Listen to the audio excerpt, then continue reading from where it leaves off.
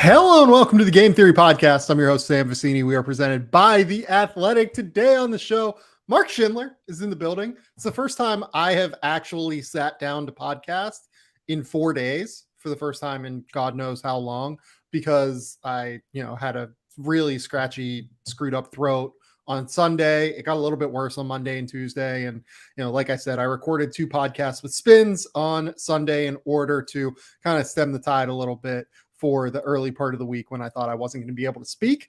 But the good news is that I've got Mark Schindler here. Mark watches more basketball than any human I know, I feel like. So we're going to get a chance to dive into everything that's happened across the league. We have to start with Kyrie and Josh Primo because everything off the court in the NBA sucks right now. But I do at least want to acknowledge that I'm excited to talk about all of the fun stuff we've seen on the court in the NBA so far. Yeah, there's a lot of good stuff to dive into, but I agree, man. This has been to say it's been a frustrating week is an undersell. Yeah. It's been a bummer of a week. It's been hard to watch across the NBA as it continues to unfortunately disappoint those of us that have grown to expect more from the league.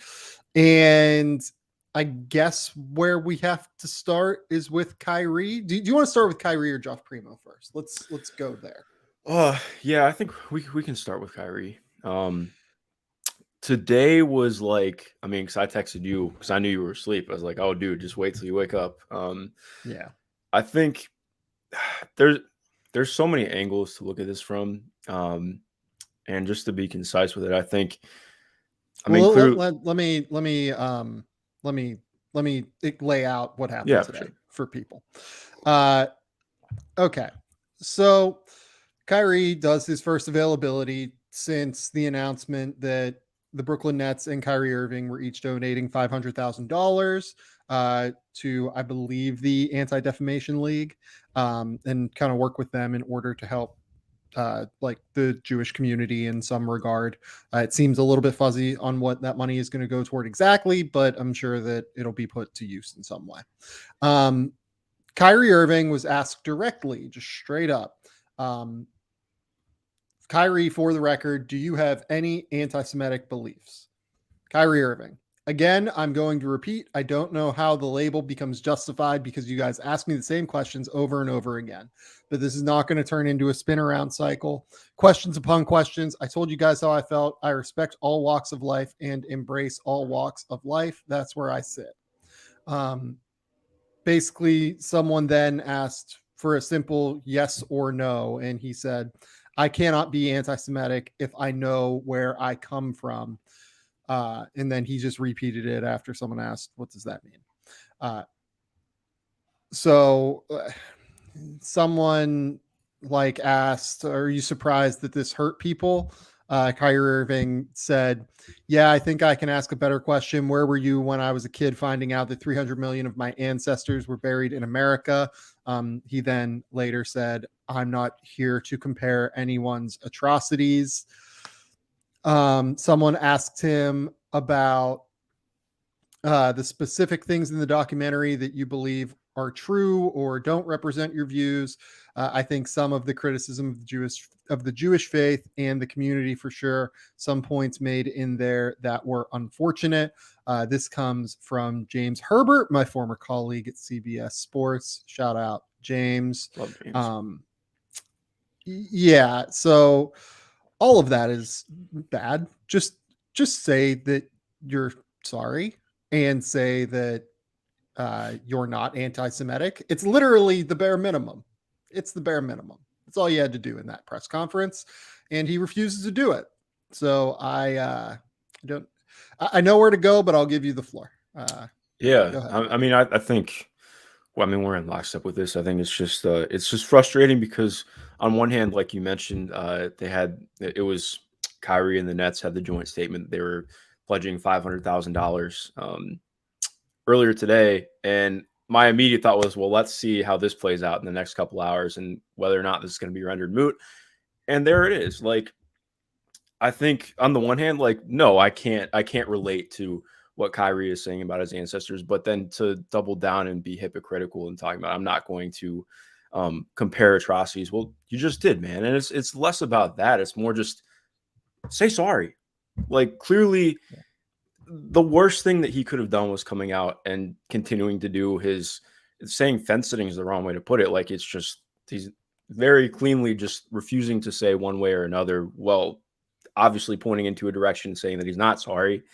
It's just frustrating, man. Like, that this has had to be circulating the entire week.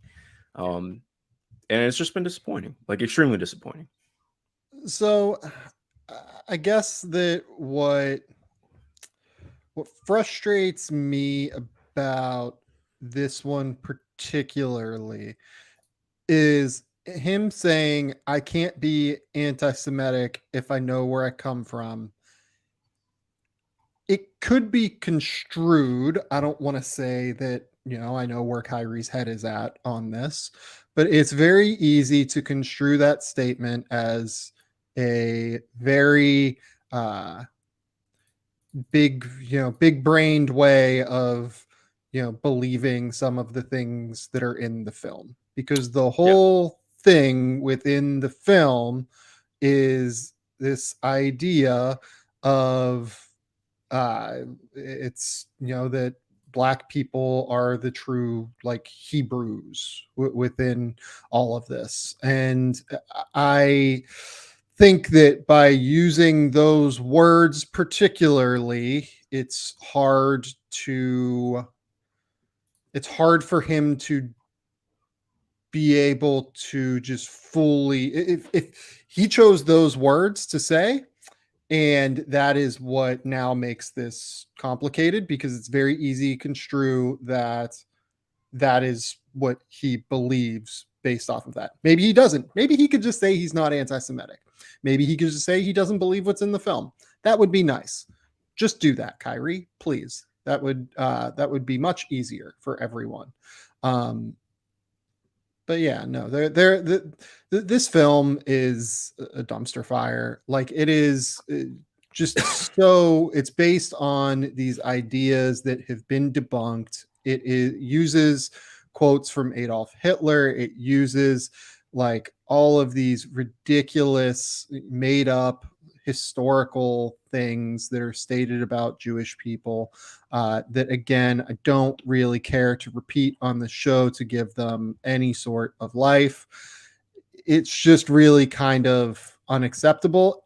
The problem is that, like, I don't want to say that it's a problem. I just want to acknowledge that, like, I understand Kyrie's search for his, search for understanding where his people came from and who he is. And I think that we need to acknowledge that, unfortunately, Black people have been lied to throughout this country's history and throughout history in general. And I understand that there is a real desire for him to search for history that comes at things from a different angle. The problem is he picked the wrong thing here, and it's filled with disgusting things that have just been debunked at this point. And there's just no there's no way to look at this, and it's hard for me to even look at it. Like, the person who's done, I think, really good work on this is Nick Wright, actually, over at Fox Sports. He released like a 9-minute video from his podcast that I thought was a really, really good explanation of the entire situation. And he thinks of it as like Kyrie coming at it with a good heart. And I can't really even do that anymore, to be honest. Like, I think that's even letting Kyrie off the hook. I would still absolutely implore everyone to go watch Nick's video, because it really lays out in detail a lot of the issues and why some of these issues are so pressing, and why actors in this space act the way they do, and why Black people, unfortunately, are just searching constantly for history that isn't written by just a bunch of white people that don't acknowledge them in proper ways. And I can't really look at it though that Kyrie's coming at it from a good heart anymore, because he just won't go up and like apologize, and he won't go up and say like, oh yeah, I screwed up and I don't believe this and I'm not anti-Semitic. Like this isn't that hard, I don't think. Yeah, no, I agree. I don't really have anything else to add to that. Yeah. Yeah. Yeah, and I'm annoyed that we have to keep talking about this because basketball has been so good at this point. But we do, because Kyrie keeps self-immolating in front of cameras. So let's move on to Josh Primo now. Josh Primo, it would seem, is about to get sued by Dr. Hillary Cawthon. I didn't watch the video. I did. Watch the quotes. Did she pronounce her name Cawthon, Mark? That part I did not pay. I did not. Okay. I'm not sure. So she was Mark, you watched the video, so explain this for me, I guess. Yeah. So basically, she was the Spurs team psychologist. She would travel with the team. Yeah, essentially, to summate it, like she first, during her first interaction she had with Josh, he exposed himself to her. And this happened 9 times. This wasn't just a one-time thing. She made, it was directly said that it was not RC Buford, it was Brian Wright, who she made this aware to, had a meeting that took a long time to get set up with Brian Wright because they kept putting it off. And this was made clear to the Spurs front office that this was a problem in 2021, late 2021. December, I believe. Yeah, December 2021. And they told her to keep working with him. And yeah, I think what she asked, like, she said something along the lines to them of, I don't feel comfortable working with him as well. Yeah. And they told her that that Pop knew, and that's a whole other thing because people are trying to conflate. Well, did Pop know this? I can't speculate on that. I have no interest in speculating on that. Yeah. But the person she seems to directly implicate here is Brian Wright, the general manager of the San Antonio Spurs. Yeah, and so her lawyer said in his statement that Brian Wright told her that Pop knew, but basically she does not believe that that was actually the case. She questions whether that was true. Essentially, as time wore on, we hit Summer League, and they told her not to show up for Summer League, even though that would be something that she would normally go to. And by the time the new season rolled around, they told her they weren't going to renew her contract. Yeah. So, yeah, I mean, I have plenty to say on this, unless you'd like to dive in with some quotes or just added stuff. I will, before we do this, I will just note that Josh Primo has come out with his own attorney saying that all of this is inaccurate and all of that. These are all allegations at this point. I don't want to get the podcast sued. But Mark, please go forth with your thoughts. Yeah. I think the hardest part of getting deeper into covering the league and just sports in general is getting privy to how commonplace some of this stuff is. This was not going to come out. Like, this was not going to come out if somebody from the Spurs front office did not leak this. That was also I think that was the biggest thing made clear in their presser. They were trying to keep this quiet. Like the lawyers were planning on just having this being as quiet of a suing as you can have, but this wasn't going to be public details. This only came out because of the alleged incident that happened in Minnesota that led to Josh being waived, and then details being leaked from inside the front office. I think first and foremost, like, it's just disgusting stuff. Like, that's stuff that can't happen. And for obviously, regardless of how many times, disgusting, but like, for this to happen 9 times, and for the Spurs to just keep sweeping it under the rug is what makes it extremely disappointing, and even more disgusting. Like, it's hard for women who are fans of the NBA to look at what has happened throughout the league this week, along with the Ime Udoka imminent hiring. Has that become official yet in Brooklyn? I think it's all but official. It's hard, I think, for women who are fans of the NBA to look at what has happened around the league and think that the NBA cares about them and that the NBA gives a shit about what who they are, basically. Ime Udoka was accused of making unwanted advances. We can say through at least reporting from Shams Charania, that is, we can say that relationship started out as consensual, but based off of the reporting, from Shams, it turned in a different way. And once it turns in a different way, that becomes a different conversation. Josh Primo is accused of exposing his genitals to a doctor 9 times, and you pick up his option 18 days before you cut him because you think you can keep this under wraps. What are you see, like, this is why I said on the last podcast that I want to know more about the timeline here. Whenever we talked about, did the Spurs, do a good thing morally here? Like, sure, from the surface, when you just randomly cut a guy, like, it looks great. But when you start to dig into the details, like, how did you let this go on so long? Would be my question.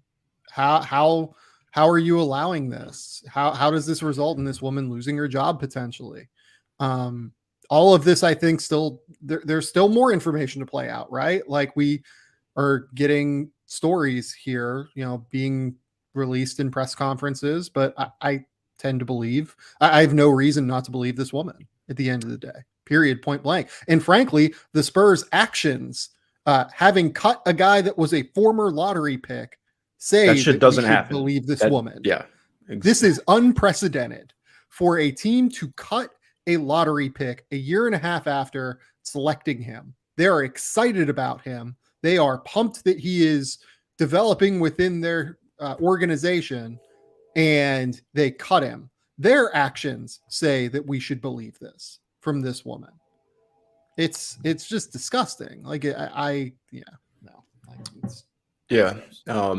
I mean, just to kind of close out on it, I think the biggest thing is just understanding like I mentioned earlier, like, this is way more prevalent than I think people understand. And even if things to this high a degree are not what's taking place in every organization, it's the power structure that I think people, and it's in the same vein as what happened in Boston. The power structure is the problem. Like, she felt that she could not go to the front office because she was worried about losing her job, and she ended up being right in that. And I think that's just what continues to be the most disturbing. When you have something that is this high level, this level of competition, this much money involved, when you have power structures set up like this that make it that much more difficult to actually be accountable, to hold people accountable, to bring forth bad things that are happening, like, that's what allows for these terrible things to happen. And until we actually find some way to solve it, and that does not seem imminent at any point, but I do think continuing to call out and bring this stuff to light is important. I don't know what the answer is, but regardless, I mean, yeah, it's been kind of devastating, which sounds odd coming from somebody who's not part of the situation. But I just think in general, like, it makes me, like, I don't know, like, every time I've turned on a Spurs game in the last 10 months, I've been excited about it. Like, I love watching young players develop and play basketball. And now, like, it's the kind of thing where I'm like, knowing this shit was going on behind the scenes, like, it's gross, man. Yeah, no, it's garbage. It's unacceptable, and there's just nothing else to say. And we'll see where it goes from here. It does seem like this situation has not reached its conclusion. Let's take a quick commercial break, and we will be back.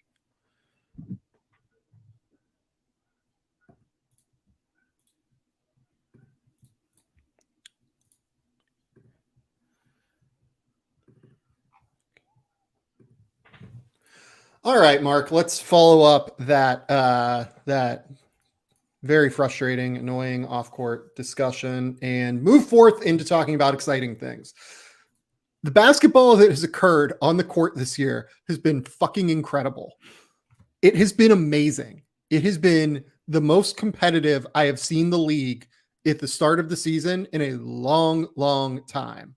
And I absolutely love watching games on a nightly basis, waking up and just popping on Synergy and finding a random game that I didn't get a chance to watch last night, because the depth of the talent across the league right now is so high. I think that this is probably the most depth of talent league wide we have seen in years upon years. It has been such high level basketball this season. It has been incredible to watch. We'll talk about like at least one team that you and I wanted to talk about in general that has not necessarily played high level basketball, but like even the Orlando Magic, who have one win, I believe still, they do weird, fun things like play, Paulo at the 2 and Franz Wagner and Bol at the 2 and the 3, and like get weird and wild with rosters and lineup constructions and things like that, because they don't have any guards to come off the bench. The Wizards, like a team that I called coming into the season, we're going to talk about them later on, but like a team that I thought was the most dull situation in the league. I've really enjoyed watching the Wizards play basketball. They have like a weird identity that is enjoyable to to parse through. I really, really have loved the level of bench players now in the NBA that can't get starting jobs. It's just so high. Like the talent across the league is so good. I enjoy watching basketball so much on a nightly basis within the NBA. Mark, before we dive into some of these teams, have you enjoyed the NBA this season as much as I have? Man. Just in terms of on-court product. I've absolutely loved it. I think it's actually really funny. I had a tweet about this in the offseason. I think it was after the Will Barton, Monty Morris trade. And I was like, the Wizards have an absolute stranglehold on fifth starters. And like, I mean, I think they have like 6 or 7 guys who I think could be fifth starters on any team. But they're fun, man. Like I'm excited to talk about them, but just in general, like you hit on talking about how funky teams are getting. I had a conversation about this with some people earlier today. Maybe this is just me being on the younger end. So I've only really covered the NBA in depth for about 3 years now, but it really feels like, at least to me, looking up and down the league, that this is like the most roster differential is the wrong way to put it, but like different ways of attacking and playing basketball that you see across the league. I feel like, especially in roster construction, I feel like you can literally pinpoint, like, I mean, okay, let's just you can look at what the Pistons are doing. Very different from what Orlando's doing, in my opinion. You can look at like, okay, so like the Bucks, they're playing 2 bigs and they're playing much more drop now, or like, which I'm excited to talk about that because there's a lot there.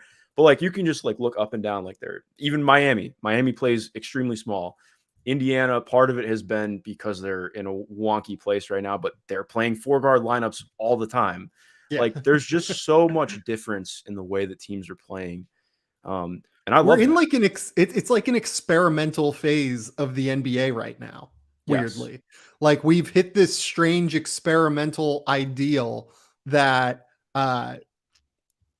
we're no longer like homogenous around the league. Like it felt like the league got, I don't want to say like totally homogenous in terms of what they were doing, but like everyone was trying to cultivate this one dominant ball handler, 4 floor spacers, and maybe one rim running big, you play drop, maybe you go all switch defense, but like there was very little differentiation. Now you can look out across the league and like teams are really experimenting to try and find ways to win a title and trying to find ways to like accumulate talent in a real way. And to me, the real just like driving principle of it all is size and skill intersection, right?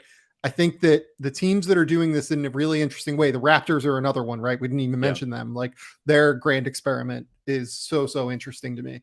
The Orlando Magic obviously fit this and are probably taking it to degree that is too much because they can't defend anyone on a nightly basis. Did you see their closing lineup against the Mavs? Yeah, it was like Bull, Paulo, Franz, Chuma, and Wendell. And they won they played, I think, 150. I wrote about this because they played 151 seconds. They won by 1 point. So cherry pick stat, but that was a wild game to watch. Like just the most different roster builds you could possibly have. Like it was very fun stuff. So I had this idea basically to talk about the lineups across the league right now that have been most successful.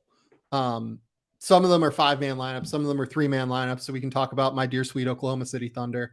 But essentially we talk about the lineups that have been most successful so far. And I'm doing like a Ricky Bobby thing where I don't know what to do with my hands. It looks like in the interview while we're watching on YouTube. But we're doing this thing where we're going to talk about the best lineups in the league. And we're going to talk about what it says about those teams and just kind of using it as a jump off point to dive into some exciting things. And I sent Mark like a big old notes sheet last night while I was watching cricket. So we're gonna dive in here and start with the Cavs, because the Cavs to me are the most exciting team to watch on a nightly basis right now. The hometown, Mark Schindler's hometown, Cleveland Cavaliers, baby. I love watching this team. I love everything about them. They are this weird mix of different lineup constructions and playing two bigs that would be traditional, quote unquote, bigs in Evan Mobley and Jared Allen, even though Evan is anything but traditional in a wide variety of ways.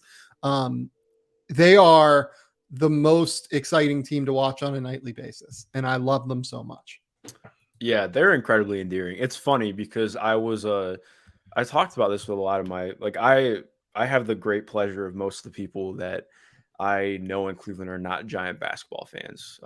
It's much more like Cleveland is so much more a football Cleveland, football city. The Browns are like enormous there. It's insane. I think it's been funny or more just cool because I've talked to everybody that I grew up with that, still lives around here. And like, this is the most excited people have been about the Cavs since LeBron first came back from Miami. And I paused this on Twitter the other day too. Like this team and last year's team, it was the most fun Cavs team that there's been since 2016. Like, I think most of those finals teams were kind of the vibes were off, not super fun. Like, yes, they were winning games, but like, this is different. Like, this is homegrown talent. These are guys, like, it's a younger team. You don't have the David Blatt situation. Never forget how that first year started off. That was what a ride. And the way that they play too is just so fun. Like, I think that there were times like, I mean, especially after 2016, that Cavs team never played defense. But this team, like, they have Karis LeVert playing defense. Not super well, not super high end. I've had my reservations about him as a player, but I've low-key been pretty impressed with how much he's bought into his role. But like you mentioned with Mobley, like Mobley and Allen just play funky. They play fun. You have Darius throwing Donovan a lob at the end of the game. Like, how often have you seen 6'1" guards throw 6'1" guards lobs? Like, they're just so fun, man. And like you mentioned, I think so much almost gets thrown out with how versatile their lineups can be. Like, yes, they have a lot of bigs, but they have such different bigs. Like Kevin Love turning into, like, he's always had the shooting, of course, but like he is just sold out to being like a plus movement shooter for them who can do playmaking hub things. I think in the game against the Knicks, he had 4 threes in the fourth quarter. Was absolutely huge in their run to get back in the game after being down like 15 earlier. Dean Wade is like, it almost feels weird. I almost wouldn't call him a big, like he's. Oh, we need to talk about Dean Wade. Yeah, let's talk about Dean Wade. What would you say? What do you think a Kansas State fan would say if you told them Dean Wade is going to end up a better role player in the NBA than Michael Beasley? That's a whole other conversation. But yeah, like, no, I mean, but it's real. I mean, like, think about like Kansas State fans, I think, often got very frustrated with Dean Wade because Dean Wade really struggled with injuries a lot at Kansas State and struggled to stay on the court. If I remember correctly, foot injuries particularly. But Dean Wade Dean Wade played like the 4 and the 5 for Kansas State. He's basically playing the 3 now. Like, there's not really another way to describe his role. He is the 3, in lineup constructions, for instance, as we're talking about lineups, this has been the fourth best lineup that's played at least 50 minutes in the NBA this season. Karis LeVert, Donovan Mitchell, Jared Allen, Dean Wade, Evan Mobley. So Evan Mobley and Jared Allen are playing the 4 and the 5, and Dean is just playing the 3, and he's knocking down shots. His spacing has been absolutely essential for this team to make competent roster constructions around them. I think that Lowry has been absolutely incredible and been unbelievable in Utah. And I think that he is where he's supposed to be in Utah. I think that there is a case because Dean is a little bit better defensively than Lowry and willing to move the ball a little bit quicker than Lowry. That he is a better fit with a Donovan Mitchell, Darius Garland backcourt than Lauri Markkanen would be. Lauri Markkanen's a better player than Dean Wade, but Dean Wade really just kind of fits what this team is looking for from the 3-4 position. These lineups have been so good defensively because they can move really well. They have size to kind of gum up the works if they play teams that can't shoot. I thought that what they did last night against the Celtics was really, really interesting because the Celtics are theoretically a team that they should struggle with. They should really have a lot of issues trying to deal with them because the Celtics are super switchable. They're able to kind of take away what Donovan Mitchell and Darius Garland can do by switching bigs onto them that can theoretically move. That should gum up what Cleveland is trying to do offensively. And it just didn't matter because Donovan and Darius are so good and they're willing to move off the ball. They're willing to use different actions to kind of get them the ball on the move. It's just really, really impressive what this team is doing right now. I love watching them on a nightly basis. Yeah, no, I totally agree, man. And I think what you hit on is really important because their spacing, obviously the shooting has been better this year, but I think you saw a lot of the same principles last year where, yes, the shooting's not great, but you have a lot of guys who know how to make themselves available and how to take advantage of it. Because I think that's the most important thing about the Cavs. Like when you play a team against like the Celtics, like Mobley and Allen are so good at establishing themselves, finding ways to get into the interior. I mean, Dean is so good at that too. He's a really good cutter. He's a good enough ball handler to move the ball. It's just, they're fun, man. They're so fun. And the biggest thing for me is just Donovan. Like, I think you can look at last night, and I think if somebody like Boxscore watched and saw that, I think they combined for 47 shots, Darius and Donovan, and be like, well, I don't know, that's 2 ball dominant guards. And I think that's a misunderstanding of who they are as players, but more like Donovan struggled a little bit early on in the game.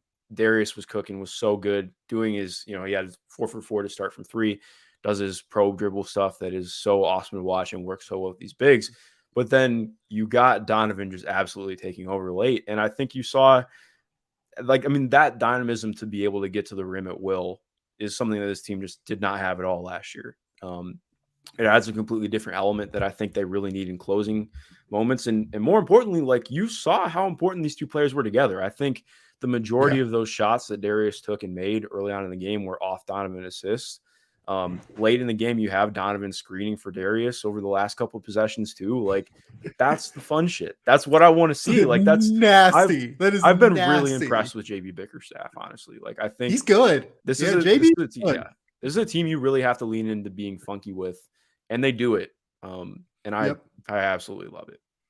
Yeah, and we've seen the moments where they can struggle with spacing, even this year, right? Where they play Isaac Okoro, and Isaac Okoro is in the middle of like just very, very, let's call it a rough slump. Yeah.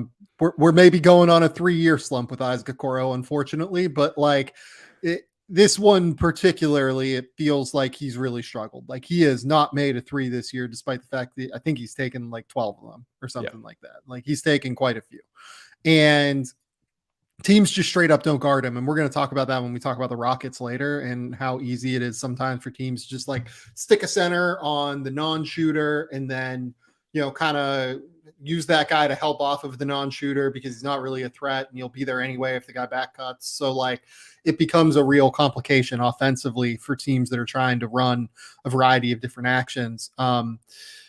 I just am I enjoy this team so much. They have real depth that like they can run out so many different lineups depending on who has it on one night, who doesn't have it another night. Like Kevin Love, had that game last week where he made 7 threes.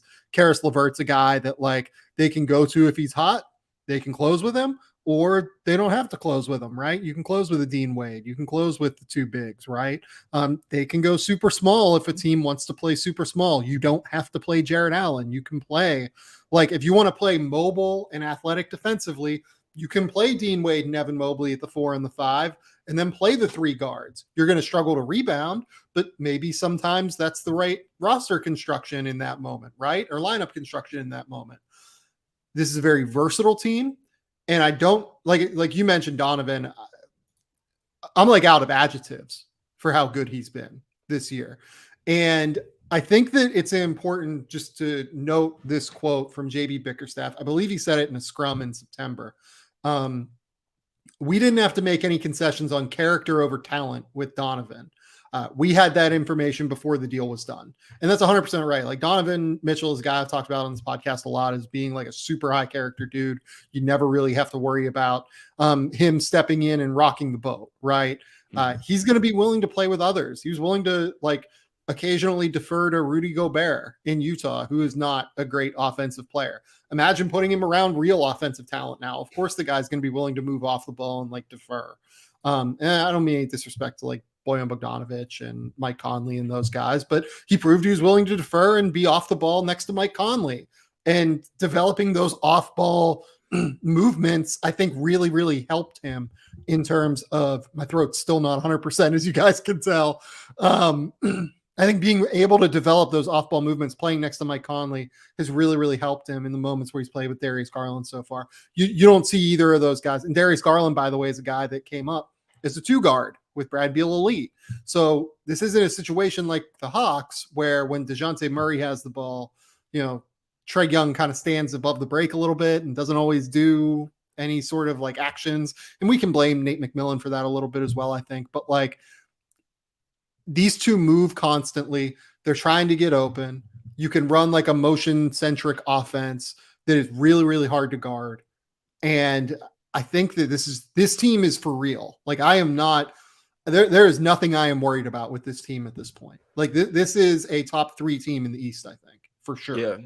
Yeah. I think it's, what's been really interesting to watch. Like I'm not quite ready to say that Boston, Cleveland is going to be the Eastern Conference Finals, but like I think those right now are the 2 teams that I would have as the pretty likely candidates to get there. Like Milwaukee, who we're going to talk about in a minute, I think right at the top. I would have Milwaukee there, but but I mean I'm not ready to say that this Cleveland team can make a finals run, but they could get to the conference finals and see what happens. Like they've been that exciting, and granted 7 games, but this has been a meaningful 7 games. Like it's not been a super easy stretch for them. Their only loss was to Toronto early. In the first game of the season when Darius went out, and it wasn't fully just because Darius went out, to be fair. But like, also it was gnarly seeing his eye after the game last night. Oh my! I was like, oh wow, we're like, because I'd only seen him with sunglasses on for the last couple of games, and you saw him like, oh okay, that's for real. But yeah, this team goes, man. Yeah. The Milwaukee Bucks also go. Extremely fun. The Milwaukee Bucks have the best lineup in the NBA right now that's played at least 50 minutes together. It is Javon Carter, Grayson Allen, Drew Holiday, Giannis Antetokounmpo, Brook Lopez. They're basically playing like Grayson Allen and Drew Holiday as like combo. Like one of them is like the hybrid 3-man. And because Drew Holiday and Javon Carter are crazy people defensively and just pressure the hell out of every single person involved at any point, this team has been maybe the most fun defensive lineup I've seen in a long time. Like just watching Javon Carter and Drew Holiday pressure at the point of attack has been such a joy. On top of it, they're perfect for this drop scheme that I know you wanted to talk about. Mm-hmm. Like Drew and Javon are both so fucking good at getting through screens. like everyone talks about like Eric Bledsoe, and he was so great defensively for the Milwaukee Bucks within those early teams when the Bucks That feels were like a decade ago. Oh contenders, right? Not really a title team yet. These two, this is like the idealized version of that within this drop scheme with these two.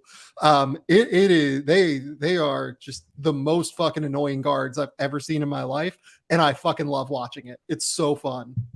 Yeah, no, I agree. Like I think seeing Javon like fully realized, he's got to figure the offense out for sure still. Like I think he can do some things as the ball handling has been good, but like the defense, like this is like full on press Virginia Javon again, which I love. Press Virginia was like, that was one of my favorite teams I've ever watched. Like, oh my God, that team was just so fun.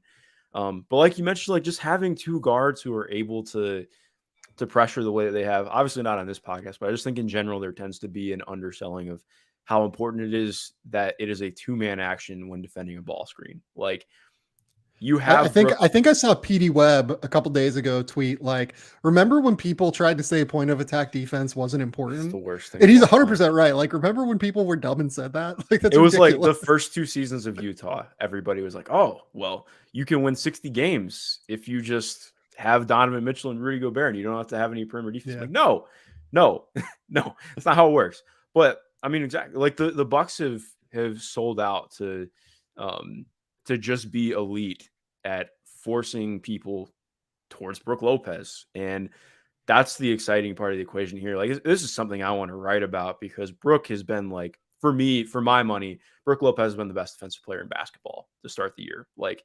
His rim protection has been unreal. Good case for it. Yeah. Yeah. I think like you could definitely bring up others, but to me, I think I would probably peg him as the guy.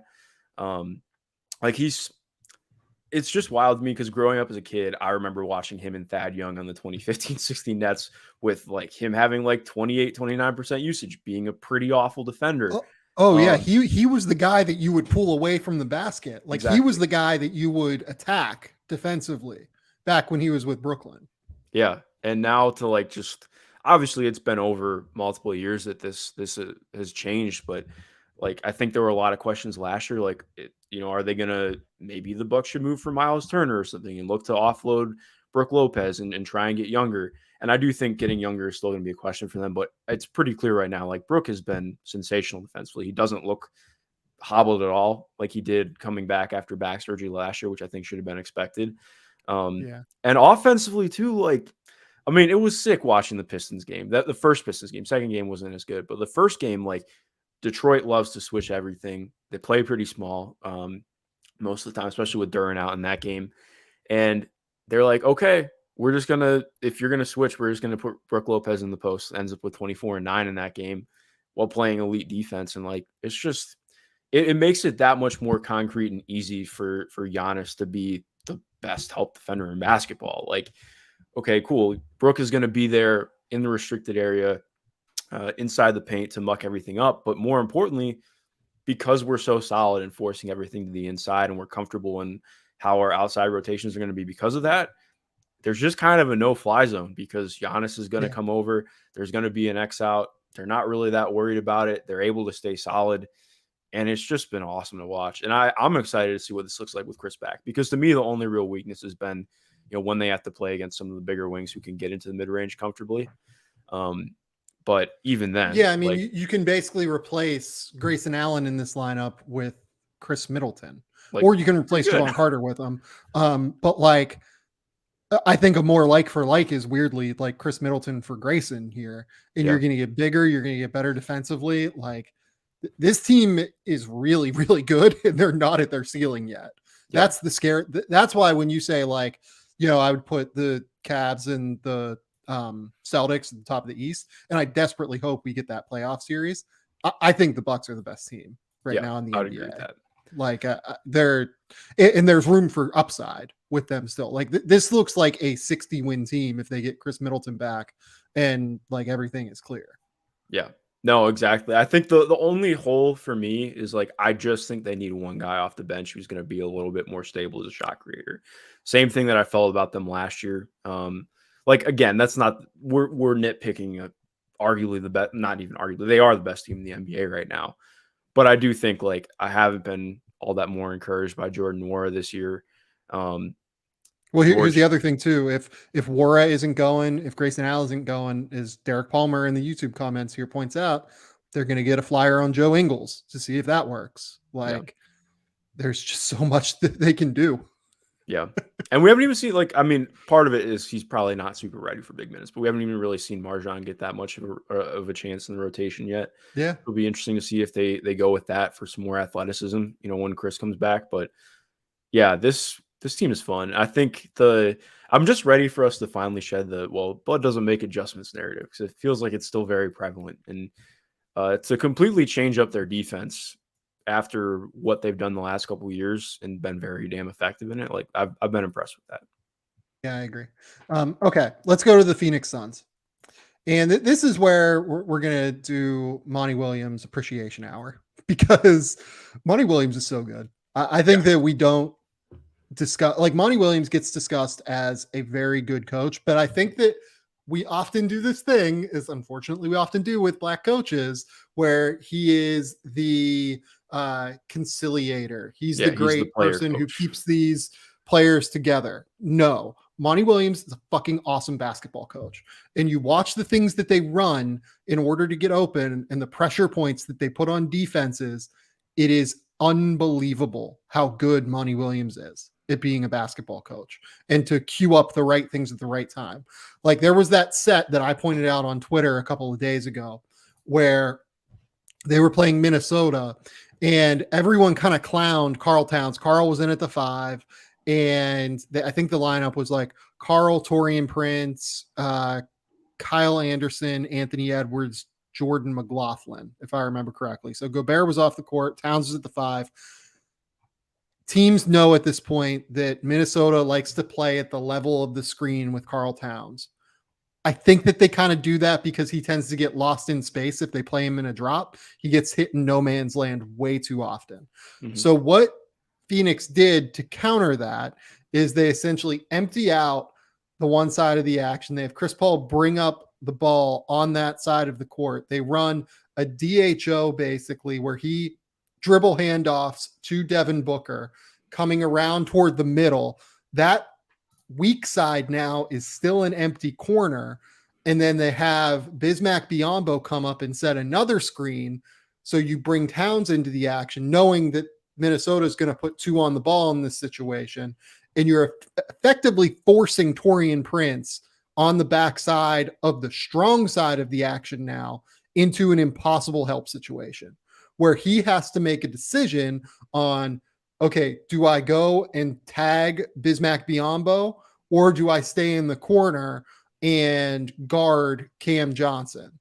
And realistically, the way that, like, you could run this, you could do this a few different ways. Like, you could leave Chris Paul wide open on the backside of the action and have Jordan McLaughlin just like heavy tag down onto the roller. You could have Taurean Prince go and help and then X out from Kyle Anderson on the wing and then kind of communicated switch between Taurean Prince and Karl Towns, where Towns is basically on Mikal Bridges at that point and Taurean Prince stays on Bismack Biyombo. All of these are fucking hard to pull off in a matter of split seconds where you have to figure out what's going on. Monty Williams is, I think, maybe the best coach in the NBA right now, utilizing his personnel to put pressure on specific defenders and making them make an impossible choice. In this case, Taurean Prince decides to tag Bismack Biyombo at the rim and leaves Cam Johnson wide open, and Karl Towns is like turned around trying to recover onto Bismack Biyombo, and there's no way to handle it because it's either Cam Johnson wide open for 3, Kyle Anderson X's out, and then you shoot it up the wing and Mikal Bridges is wide open for 3. Like, it doesn't matter what you do in that circumstance. So Monty Williams is incredible as a basketball coach. He is absolutely awesome at drawing up things on offense.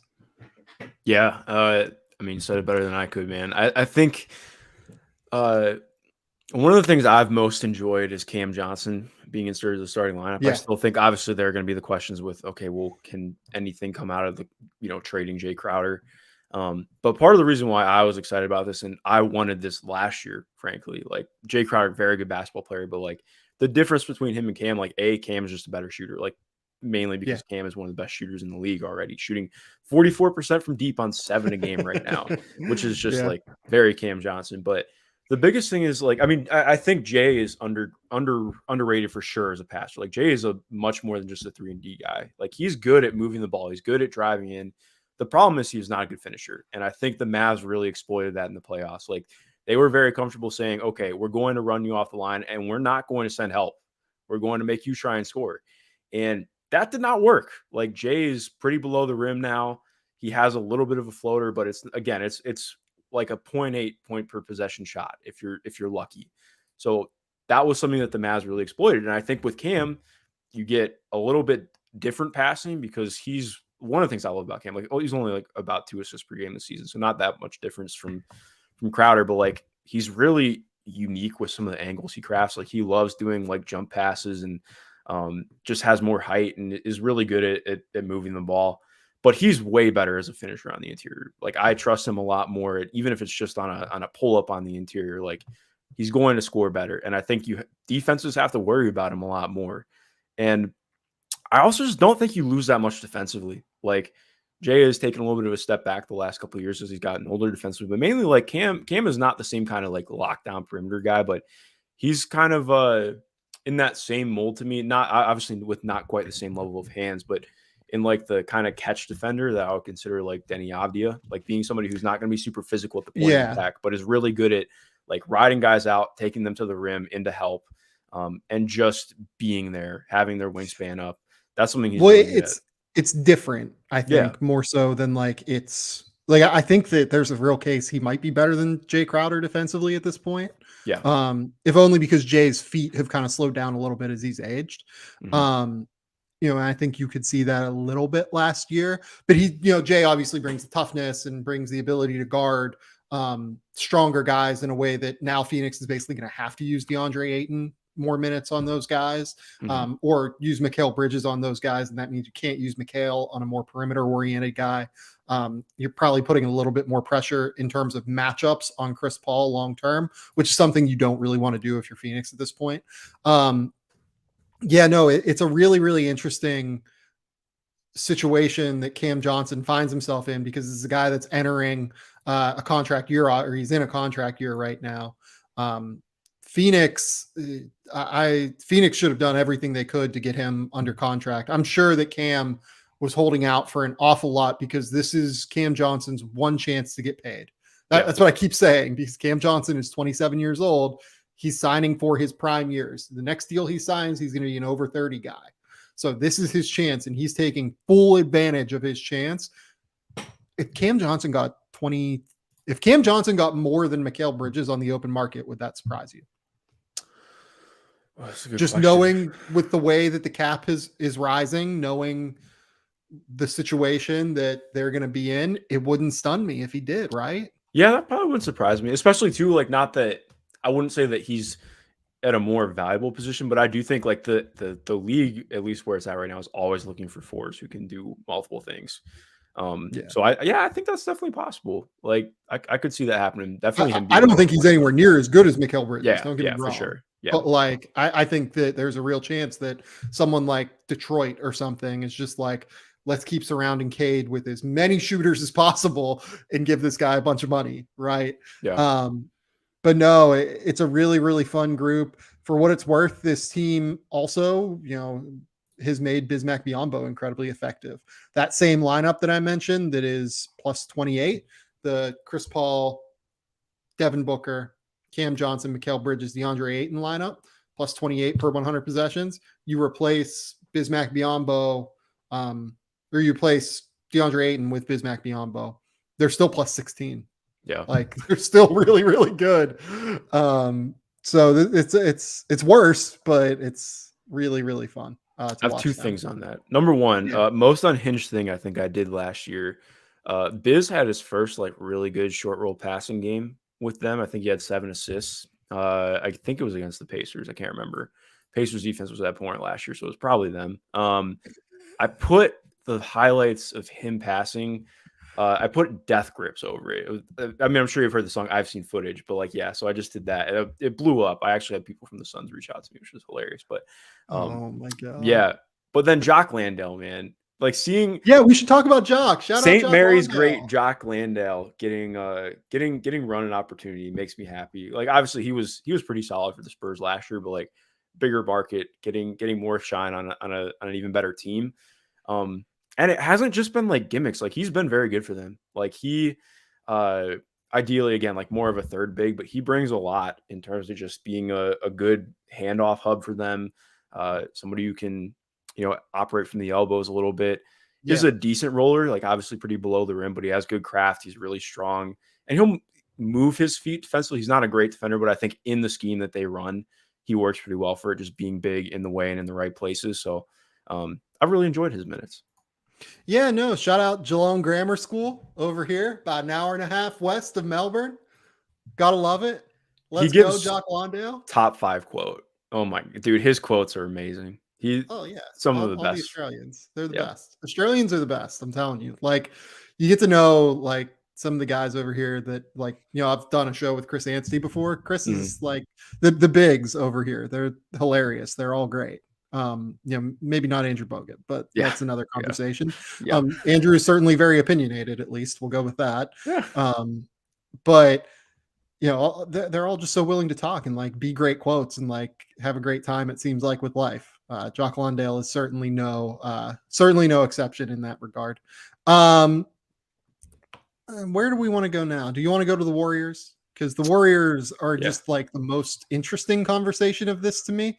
Because the Warriors starting lineup right now of Steph, Clay, Dre, Wiggins, and Looney. They are plus 27 per 100 possessions. This team is 3-5 right now. Wonder what the problem is, Mark. Yeah. Could it be the all bench lineups? Not even just the all bench lineups. There's a lot to dive into here. I think I was going back and watching some stuff today. Obviously, I've seen them a lot in passing. I wanted to rewatch some things. Like, I think the biggest difference for me is just role player processing speed right now. Like, I think you see so much of like this team. Like, obviously, a lot gets made out of how good they are with their shooting and spacing, but a lot of what their spacing was made out of last year and in years prior is how quickly they move the ball. Like teams just, I think you saw that especially in the Denver series, like Denver just could not react fast enough to how well oiled that team was with like, even if you have, GP2 is not really a shooter. He's not a guy that you're going to worry about shooting the ball, but he moves the ball incredibly fast. He's a good screener. Like he handles and he makes decisions like that. Otto Porter Jr., exact same thing, like God tier shooter, Georgetown's finest. Don't want to think about the FGCU game, but like he moves the ball so fast, really good rebounder too. And I think you see them missing that. Now, in part, like Dante DiVincenzo has been out. I do think that helps with the benches, but like you see Wiseman has to hold the ball. Like Jordan Poole has been very good with the ball in his hands, but like, again, it's just their bench overall. I think like even Moody is still kind of finding his way. The turnovers have been a big problem. Like they've all just really been off page. There's a lot to dive into with that bench, but I mean, a big part too has been like Clay has just been pretty rough to start the year. I think his defense has been a step back and obviously is missing kind of everything offensively right now. Like I'm not worried about the shot. Like that'll come around. Yeah, for sure. I do wonder if, we're sitting here at midseason and he still looks a bit slow. What do we think then? Yeah. I will be a little bit more worried. I mean, look, Steph has been awesome. Wiggins has been very good.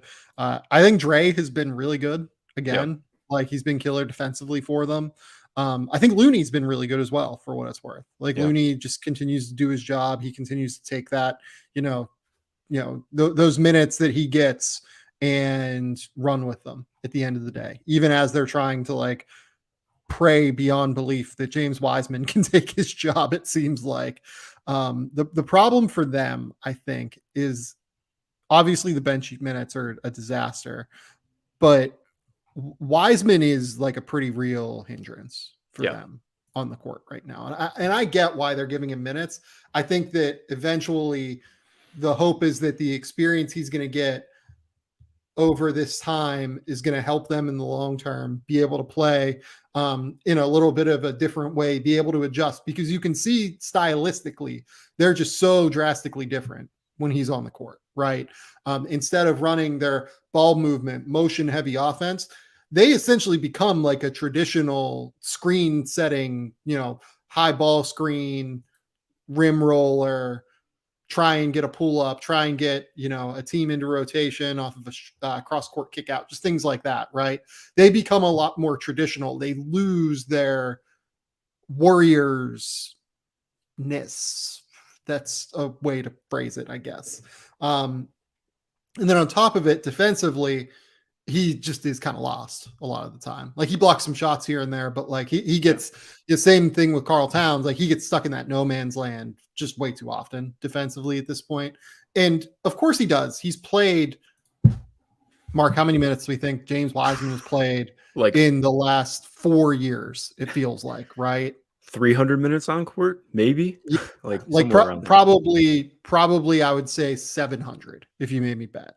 So he's played 950 NBA minutes in now 3 seasons, plus the minutes he played at Memphis, which I think were like 50 or something like that. So he's played like 1,000 minutes in 4 seasons at this point, basically, or 3.5 seasons, right?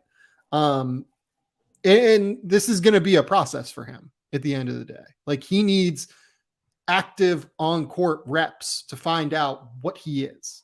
That's period, point blank, what we need. Having said that, he is a real hindrance to them, and at some point the dam is going to break, and that they're going to need to make a decision if he doesn't continue to show improvement. I don't think we're there yet. I don't think there's any reason to panic with the Warriors, because their starting lineup is still absolutely incredible, as this shows. And then on top of it, like, Jonathan Kuminga has not been very good. I'm glad that you brought up the processing speed. Like, Jonathan Kuminga is like the prime example of this to me, right? Like, he does not have that same, he has the same athleticism and energy that Gary Payton II has, but like does not have the same processing, quick movement, get the ball off real quick. And plus, when they play these bench units, again, they play a lot more traditional with high ball screen stuff, and his lack of shooting becomes even more prevalent in terms of an issue. So, and then like they're playing Ty Jerome minutes because Dante was out. Like they really only have like Jordan Poole off the bench that's actually like an impactful player. Like, JaMychal Green is a rotation player in the NBA, but like they really only has been falling for him, so it's been tough too. They don't have a lot right now. I think especially with Wiseman, like the communication, I think, is the biggest issue right now. Like, there was a really good clip from the Heat game where, to be fair, like, Moody gets kind of erased on a screen, but like, that's the kind of stuff where, like, okay, I don't think Moody necessarily saw the screen coming.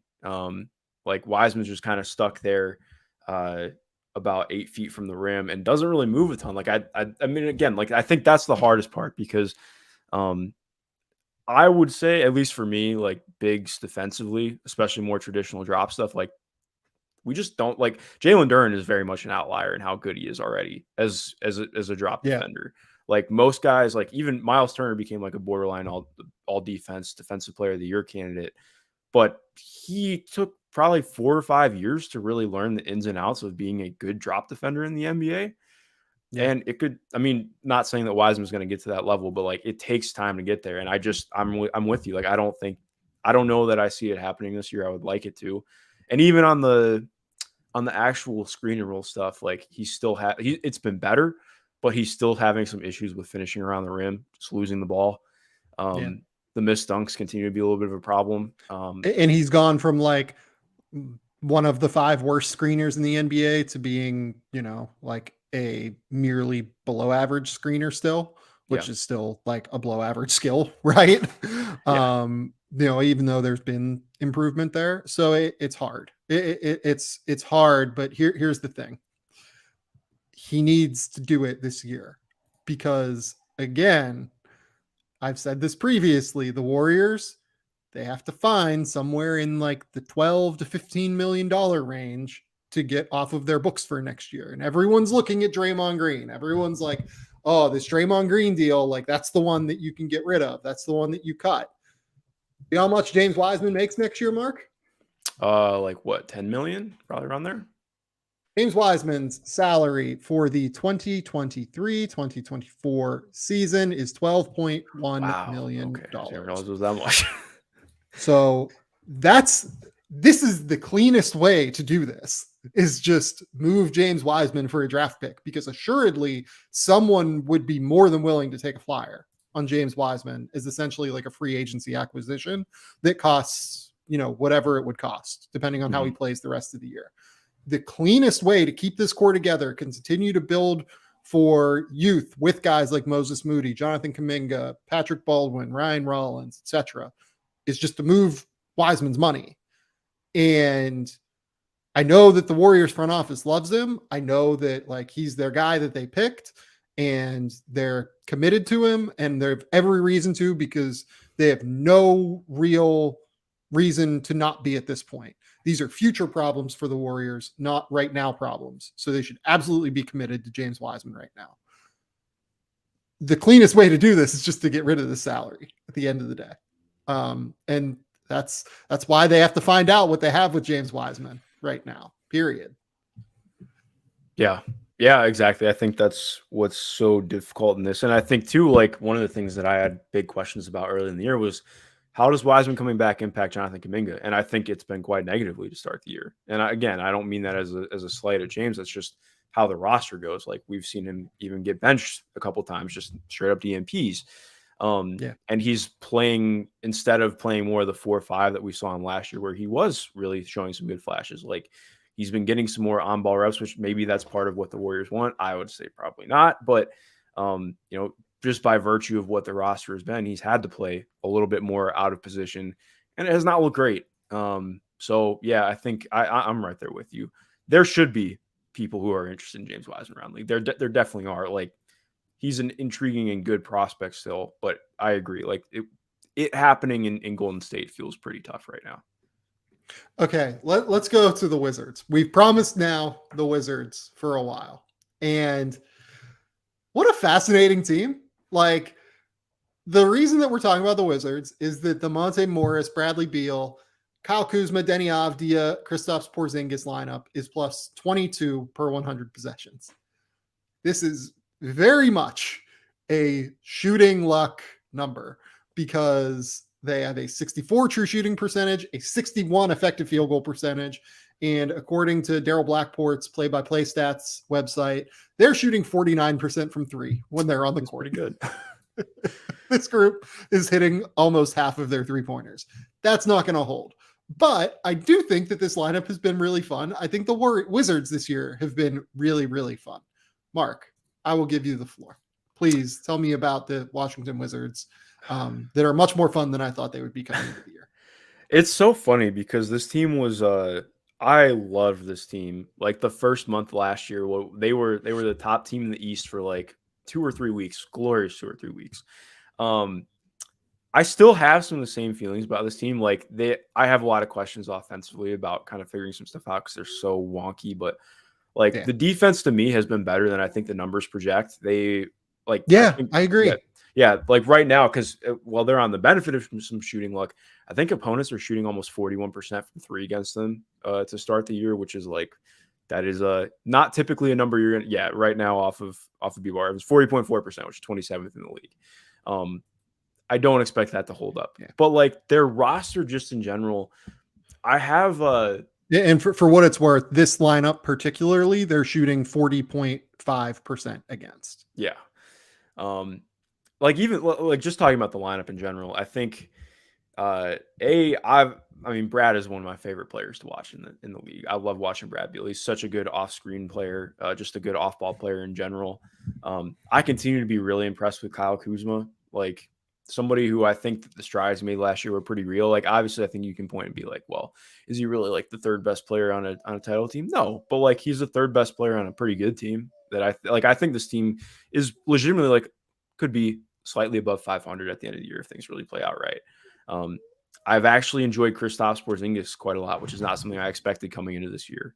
Like I really like the way that that Wes Unseld Jr. has built this offense. I think you can look at this, and I had some questions last year, and I think it still pertains to the bench a little bit because of how many non-pull-up threats they have.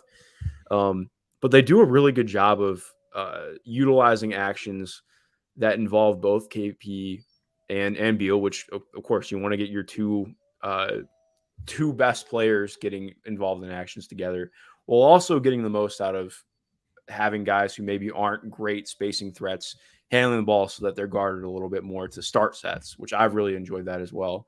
And then the defense is just fun. Like, I think the defense is solid. Like, they do a lot of switching, but they're also not like just soft switching everything. I do think watching yesterday against the Sixers, they put KP on Matisse Thybulle. I was confused that Thybulle even played. I know Embiid was out, but that was just ugly. But they did a really good job just leaning over, mucking up the paint. They have a lot of continuity with. I still love Daniel Gafford. Like, he has some very real hindrances to him becoming a higher level player, but like he's a useful big for sure. Very useful. Like on a 20-minute basis, he's useful for sure. Yeah, exactly. I think like that's just the biggest qualms right now. Like I think you have a lot of guys who are very useful on this team. Finding out how to make them all work together is going to be a process throughout the year.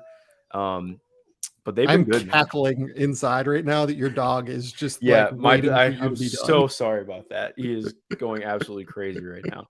I wasn't sure if you guys could hear that. But yeah, man, I'll turn it over to you. I have more thoughts for sure. But so yeah, the Wizards are in an interesting place because I really also love their bench units as well. Like they're using like DeLon Wright's missed some time here recently, but like, you know, you have this DeLon, Will Barton, Dan Gafford trio that you can go to off the bench that is really kind of useful. And like Rui has been somewhat viable. I mean, he's still not shooting and he's just an athlete a lot of the time out there, but he's so athletic and has that intersection of like power and quickness that you make it work, right?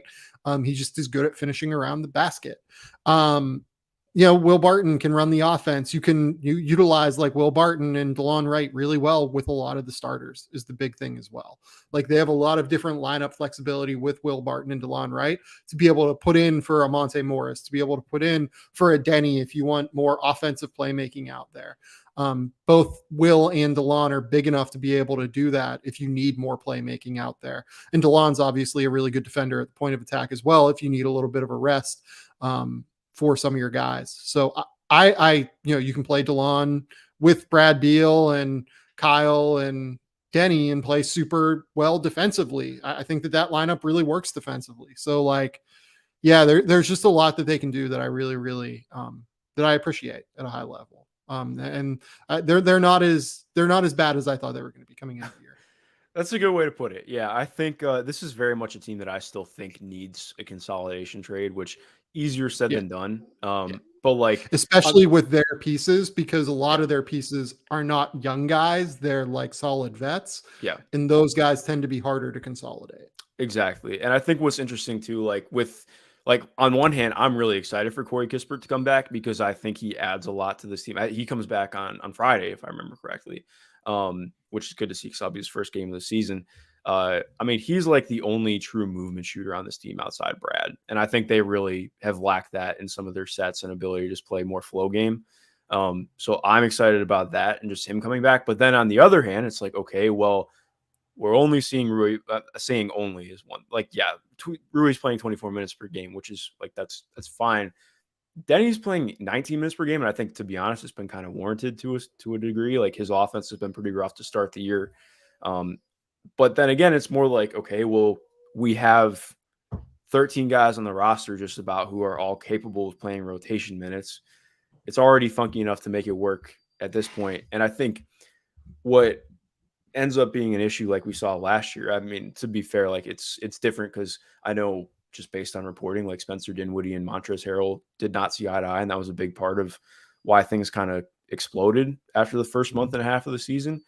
But when you have so many guys who are all fighting for roster spot, not even just roster spots, but like rotation minutes, next contracts, like it's really hard to make that work and continue making it work. So I'm interested in seeing how they try and toe that line and what that ends up looking like as the season goes on. Because for me, it's like, what is this next step for the team? Like, I do think that they're in a really interesting point where they do have some interesting points in the roster. I think, like, not that I think that they're a huge free agent destination, but like, if you can be at least competitive, because that seems to be what Ted Leonsis really wants in Washington, being a playoff team, like, that can open other avenues and pathways for you. But again, a lot's how they handle the next couple months can be really interesting to me. It's time, Mark. The Rockets. No, we're doing one team before the Rockets. Oh, yes. It's time for my dear sweet Oklahoma City Thunder. I love this team.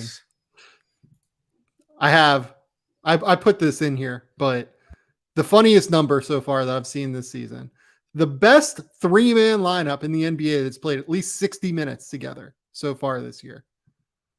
It's Shai Gilgeous-Alexander, it's Lou Dort, and it's Trey Mann, baby. That trio has a 124 offensive rating with an 87 defensive rating. It's a plus 36.3. Better than anything on the Cavs, better than anything on the Bucks. This team's rolling, baby. Sneaky contender? No, I'm just kidding. Sneaky contender. Yeah. But here's the thing. This team is like top 5 in defensive rating right now, which I think just part of that, I think, is a little bit of shooting luck, but also I think part of it is that Mark Daigneault does a really good job of getting this team to play like competent, always in the right spots rotationally, always in the right spots in general across the court. Like when I watch them, I watch a team that I feel very confident and comfortable, just knows what the fuck they're doing out there. Right. Yeah. And I think this is not meant to throw shots, but I do think that's a nice little, especially when we're talking about the Rockets next, like that is a nice inflection point in talking about rebuilding teams and where they're at. I think a lot of people point this and be like, oh, well, maybe the defense is fake. Like, no, this was very real last year. Like, I think they had the best defense in basketball for, I think, the first month and a half last year, until they started doing some of their shenanigans, later on in the year. I wrote about this. Like, they're just so good at being solid. Like, their help principles are really good. They communicate and they play really hard. Like, I understand some of the tropes and misgivings that people have about OKC. But I think it doesn't really apply to how they actually play on court. Like, this team plays their asses off.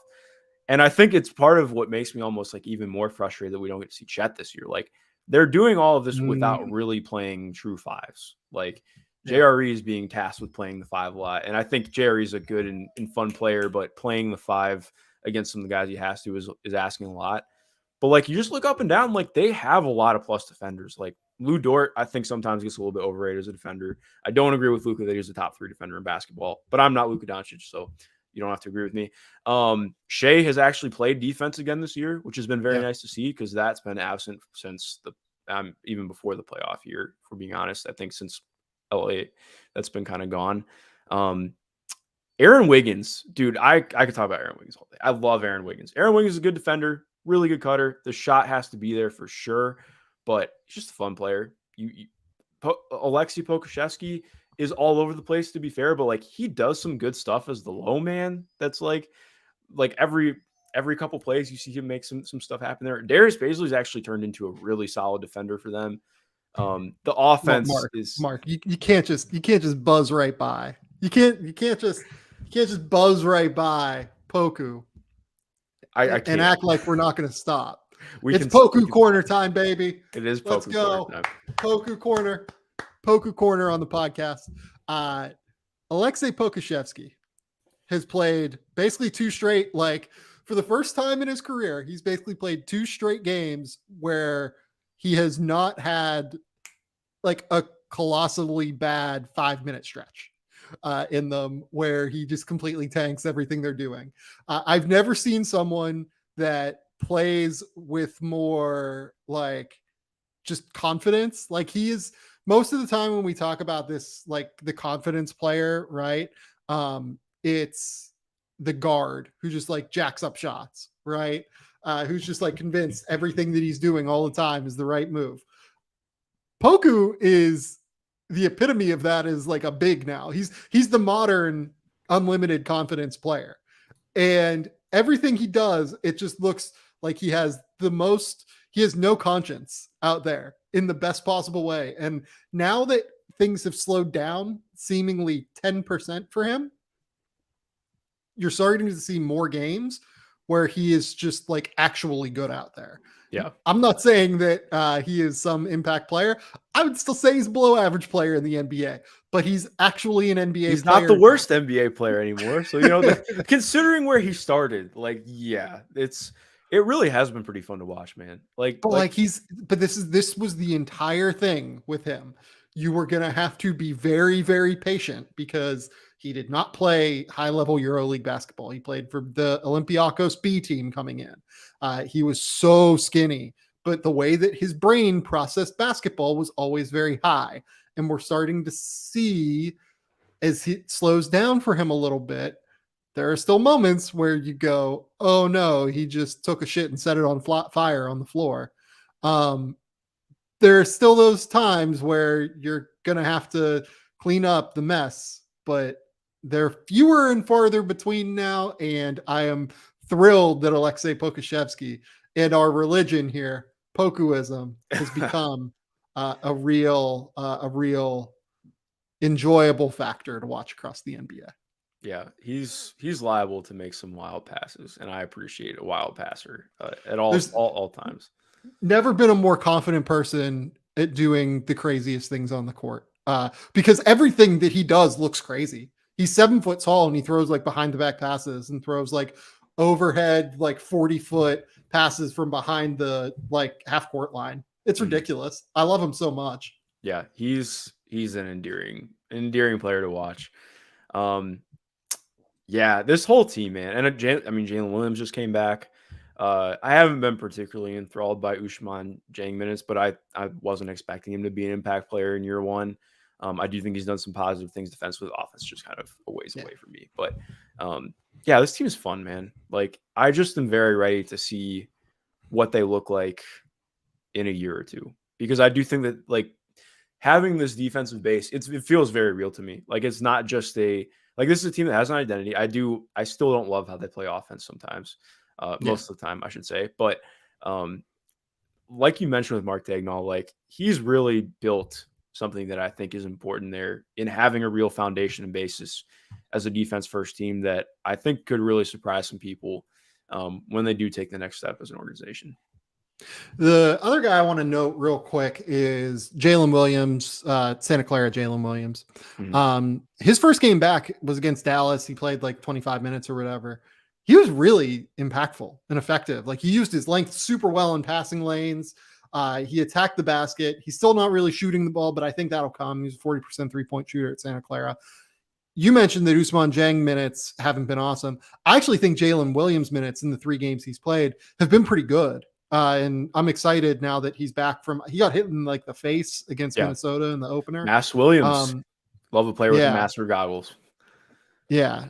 So I'm thrilled. I am absolutely thrilled to watch Jalen Williams here moving forward too, because I think he is the one where he's going to be more ready to play than Ousmane is at this point. Definitely. And getting more minutes into him with guys like Shea, with guys like Giddey, with guys like Trey Mann and Lou Dort, that's going to be really fun, and they can put together some of those really fun 4-guard lineups. Mm-hmm. So, okay. Last team now. We're moving out of our idea here of great lineups. We wanted to talk about those 6 teams at the top. Mark hit me yesterday and said he wanted to talk about the Houston Rockets.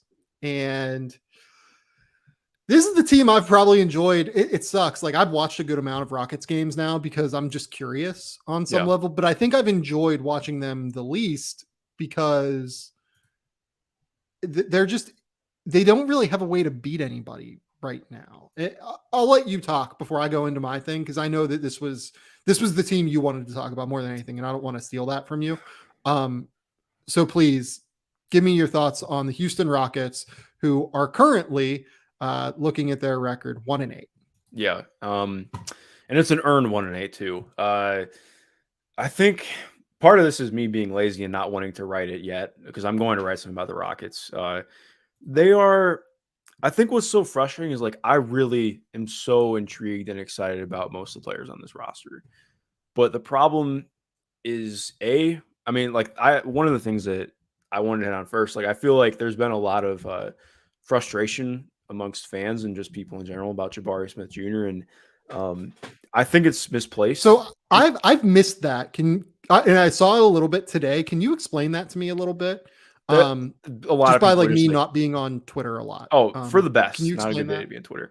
Well, yeah, to be fair, like he's shooting 30% from the field right now, but also like so there's just been a lot of like, well, this guy was mocked as like the number one prospect, this, that, like, how is he not being this guy who's taking us to the next stage? And I think that to say that it's a misunderstanding of Jabari is maybe a little bit harsh. I don't mean it to be unfair to fans, but like this was not a guy who was coming in to be ball dominant and take your franchise to the quote unquote next step just in year one. Like I think that he brought a lot of things that you could see his plug and play, like being a movement shooter and being like a very, very good movement shooter, being somebody who you could get some reps as a pull-up shooter, trying to find some ways to experiment with him, getting more on-ball reps, and being a good plug and play defender. Like I thought he was the best perimeter defender in the draft, at least in the top end of the lottery, especially with what he brings, lengthwise, size.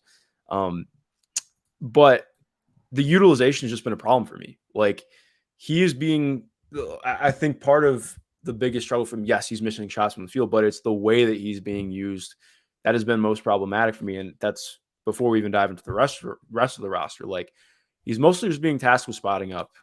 I was going to say, you mentioned him being a terrific movement shooter. They just haven't used it. Do you know how many shots he's taken off of screens so far per synergy? It's got to be less than 10. 3. Yep. Or no, I'm sorry. He's taken 2 and then turned it over once on a attempt off of a screen.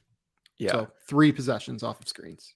Yeah. And that almost sounds like too many. It's just, so that has been really frustrating for me to watch, just from like, obviously I'm not like a fan of the team, but just in terms of like being a fan of Jabari and wanting to see players succeed. I don't think he's been put in a position to succeed right now. Like, again, like, yes, you have to make your shots and you have to shoot better than 30% from the field, but he's not getting his shots in ways that I think you were really hoping to see from him this year and see him get coached to. Having him be put within an offense. And I think that extends out past just Jabari. To be fair, and I mean this like completely seriously, like this team has really missed Bruno Fernando since the first 2 games. Like having a center who is a lob threat, who is a good screener, who can roll, like I think you've seen a pretty drastic dip in Kevin Porter Jr. and Jalen Green's decision-making since losing him. And that has woefully hurt the offense because neither of them are true point guards. They can bring some skills as pick and roll guys who can create plays. Well, that's really all Kevin is good at is a pick and roll player, as a passer at least. He can the scoring out of pick and roll has been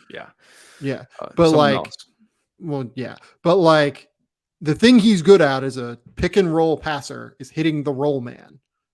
If you have Şengün on the court, Şengün's like trying to pop into like the mid post area more often than not, kind of short rolling. It's just not really what Kevin does. And he's not like a great cross corner guy. He's not really a great like kick out passer often. It's been frustrating for sure watching. Yeah, no, exactly. And I think, you look at that and it's like, okay, again, like Jalen needs to shoot better. He's only at 38% of the year. But again, I think part of why guys are struggling is because this offense is a mess, man. Like this offense has no direction. Again, part of that is let me talk about that because I think that this is the part that's worth noting. Yeah. I don't really think they have any way to beat pick and roll coverages right now. Yeah. They don't really have any effective method to attack. And that's a problem. So if you have like a Kevin Porter Jr., Şengün combo, both of those guys, like teams want them to pull up, right? They're comfortable with a pull-up shot or they're comfortable with a Şengün pick and pop, right? Neither of them are good enough shooters. Those are plus EV shots for defenses. Şengün's not a good enough roller toward the rim to be like impactful to where you really have to keep honest on him. That allows you to just kind of be able to put more pressure on Porter and let kind of close off passing lanes, frustrate him a little bit, make it harder for him to see things. If you try and put Jabari at the 5, which I think is what would be a really interesting way to get him open shots potentially. The problem is that they don't really have lineup constructions right now that they can put out there that will effectively be able to utilize that, because most of their lineup constructions with Jabari at the 5, if it's not Jayshawn Tate or KJ Martin, but where you play Jabari as the big, one of KJ Martin or Jayshawn Tate is out there. And both of those guys are players that you can hide the center on at the end of the day. And you can let the center just sag off of them and fall back into the paint and just be an extra big man there. And then when you run the Jabari Jalen or Jabari Kevin Porter situation in ball screens, they can just switch that action. It's too easy to switch that action, right? Yep. Jalen's great in terms of first step, but like he's still developing his pick and roll craft. So they don't really have a way to beat ball screen coverages right now.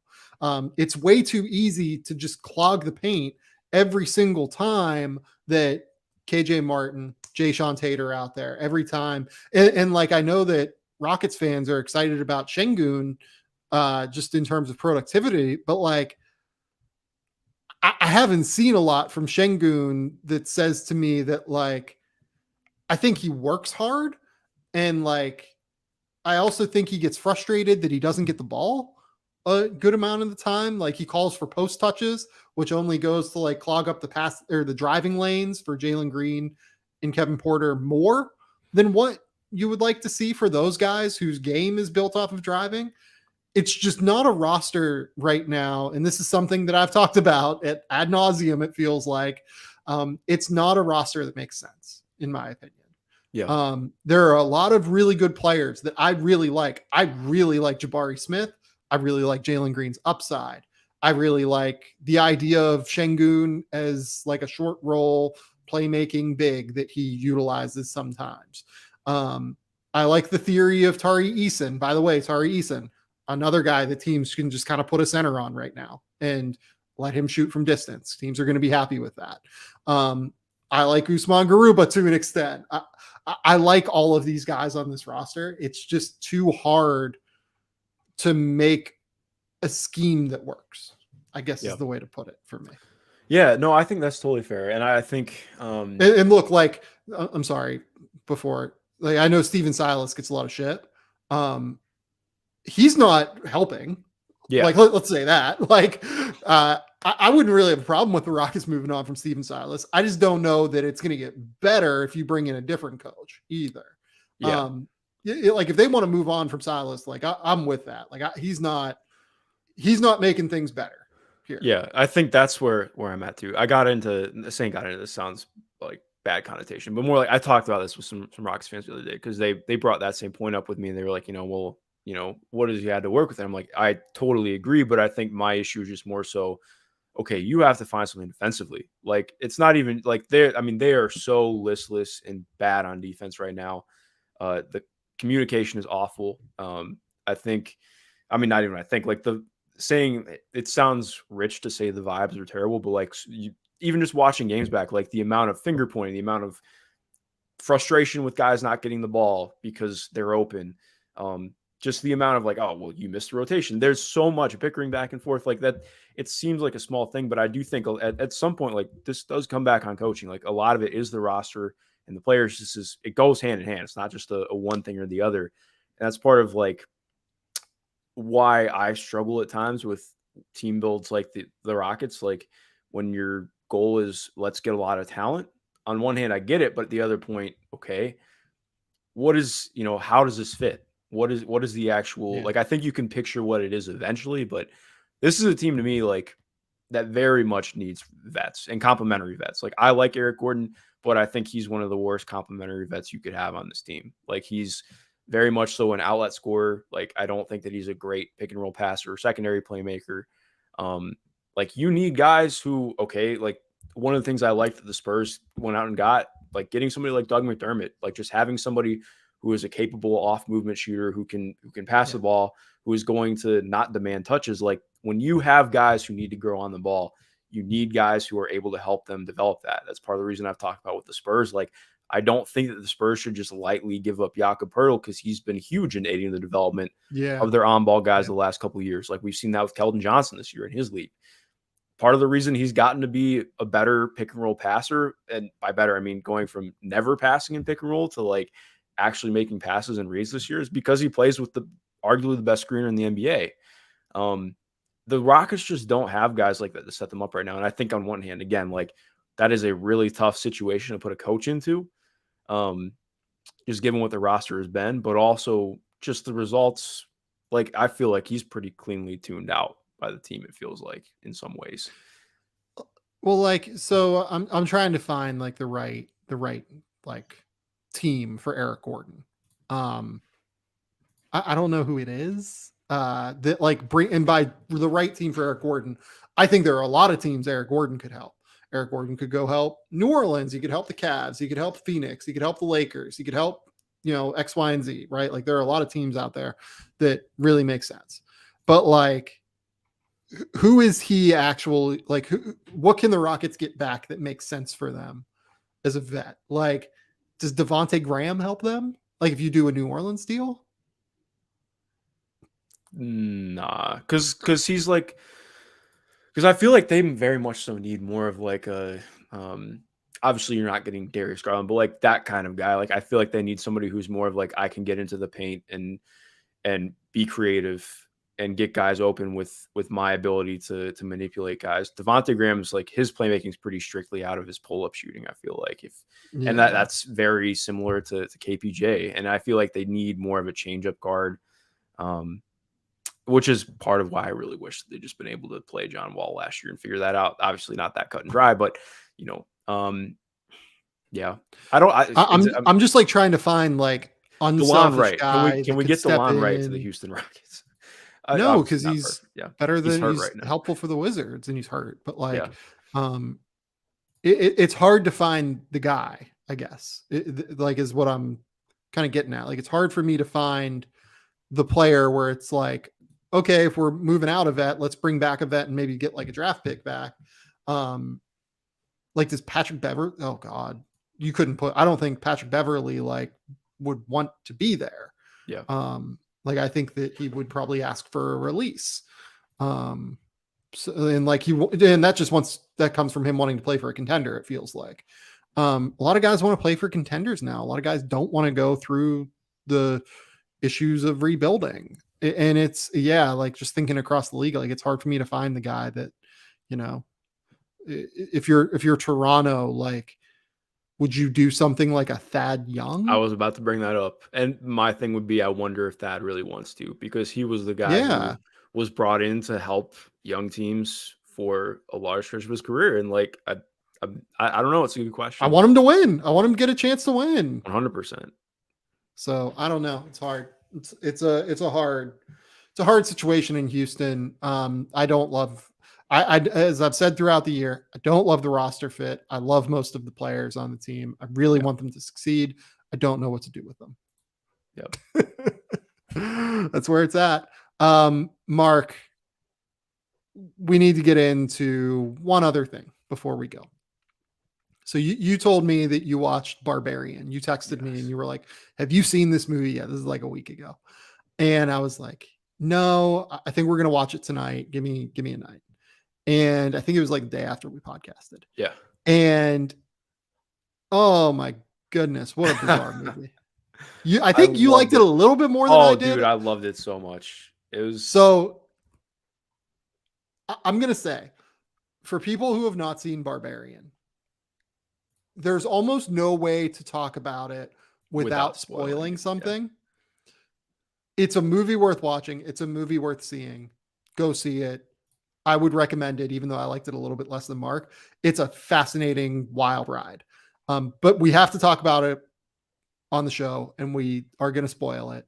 So if you want to see Barbarian and you want to like be spoiled or not be spoiled going in, and I would absolutely recommend not being spoiled for this movie, this long preamble of 30 seconds has been for you to turn off the podcast. Yes. Please, yeah. So this is like the kind of movie where I could not imagine coming in knowing anything about this. Like it would ruin it for me completely. Yeah. So turn off the podcast. You've had enough time now while I've filibustered in order to get you to talk about this. Okay. Yeah. Barbarian. It starts as like this, like almost like anxiety ridden like home movie, and it just the thing that this movie does better than anything, I think, is it uses your preconceived notions of actors against expectation in a real way. Bill Skarsgård being the clown from It, he's amazing in this movie, and he's just playing the straight man. You're expecting the whole time he's this fucking creep, and he's just, that doesn't happen, right? Like, it is so interesting. And then they use Justin Long the same way, the guy from Accepted that is like the dork that is lovable and things like that, is a fucking scumbag in this movie. It's so smart in the way that they utilize the actors that they had at their disposal. Yeah, dude, I loved it so much. Especially in that way, like you're mentioning, like the entire, I think what made it so enjoyable for me is, like you're saying, like the entire first like half hour, you just like, it's like watching playoff baseball, except you think somebody's gonna die. Like you're just like sitting there tensed up the entire time. like I'm just like, the home, hitting a home run is like akin to somebody finally getting killed in the horror movie. Like you're just like waiting on the edge of your seat, like, no, don't, and you just keep expecting something's gonna happen. It doesn't. Like when he goes downstairs and like that he's gone farther downstairs, and you keep telling yourself like, don't, you like, I'm like, at this point I'm just like screaming at you, like, don't fucking go downstairs, like don't follow this guy. And like it's like exactly like you mentioned, like it feels like this is some preconceived thing, like, oh well, he's luring her into some place to kill her or something. And no, dude, he crawls down. So he crawls down, and I'm still thinking like, yeah, I mean, this is him just like playing a trick on her, like he's insane.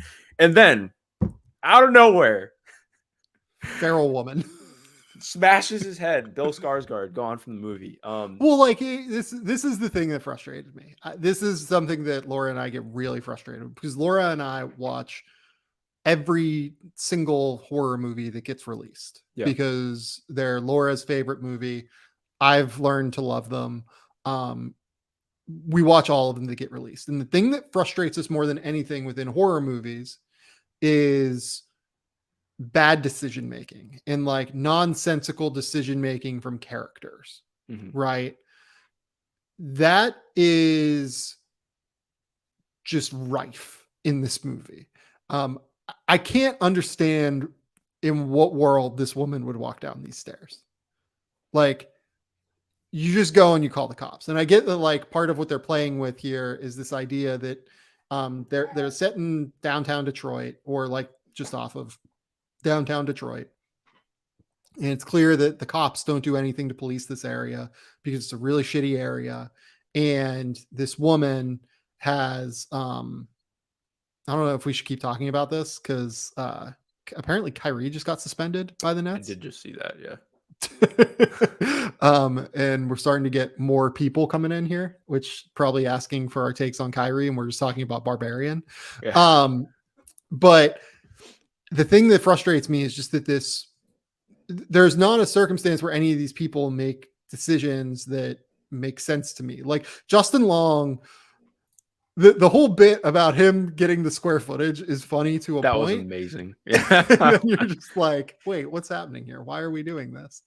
The thing with the woman, there never is a point, I feel like, where this woman would ever go down these steps, would ever go back into the thing, would ever do any of this. You know what I mean? This is a woman who is like scared. And like part of this too is like, this is a woman who is almost assuredly been involved in situations that have had her feel uneasy and not want to put herself in those situations. Right.